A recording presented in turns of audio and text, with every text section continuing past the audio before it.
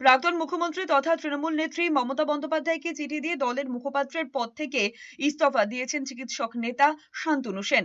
জানালেন, মানুষের রায় মেনে নিয়েই এই পদ ছাড়ার সিদ্ধান্ত তিনি নিয়েছেন। চাকরি চুরি, আরজিকর কাণ্ড, অভয়াকাণ্ড সহ বিভিন্ন ক্ষেত্রে পাহাড় প্রমাণ দুর্নীতির বিরুদ্ধে তারা রায় দিয়েছে, তখন সেই মানুষের রায়কে মাথা পেতে নিয়ে হার স্বীকার করা উচিত।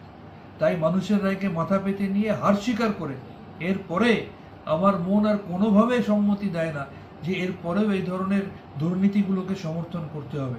তাই আমি আজকে তৃণমূল কংগ্রেসের সর্বভারতীয় সভানেত্রী তথা এই রাজ্যের প্রাক্তন মুখ্যমন্ত্রী শ্রীমতী মমতা বন্দ্যোপাধ্যায় মহোদয়ের কাছে ন্যাশনাল স্পোক্সপারসনের পদ থেকে আমি ইস্তফাপত্র পাঠালাম। এদিকে এবার তৃণমূলের মুখপাত্রের পদ থেকেও ইস্তফা দিয়েছেন অরূপ চক্রবর্তী। ইমেলে তিনি জানিয়েছেন, ব্যক্তিগত কারণেই ইস্তফা দিচ্ছেন তিনি। তবে দল তার উপরে যে ভরসা রেখেছিল, দায়িত্ব দিয়েছিল, তার জন্য তিনি কৃতজ্ঞ। আরজি করে কর্তব্যরত চিকিৎসকের ধর্ষণ খুনের ঘটনার পর হাসপাতালের দুর্নীতি নিয়ে মুখ খুলেছিলেন এই শান্তনু সেন। সেই সময় তাকে দলবিরোধী মন্তব্যের জন্য সাসপেন্ড করা হয়েছিল, মুখপাত্রের পদ থেকেও সরিয়ে দেওয়া হয়েছিল। পরে পদ আবার তিনি ফিরে পেয়েছিলেন। তৃণমূল ক্ষমতা থেকে চলে যাওয়ার পর সেই পদ আবার ছাড়লেন শান্তনু সেন। ইস্তফা দিতে চেয়ে দলনেত্রীকে তিনি চিঠি পাঠিয়েছেন।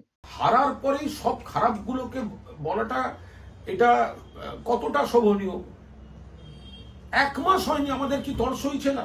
যদি কোথাও কোনো ভুল থাকে আমরা দলের মধ্যে নিজেরা সবাই আলোচনা করব, নেতৃত্বকে বলবো, তাতেও যদি না হয় যার যার পথ খোলা আছে।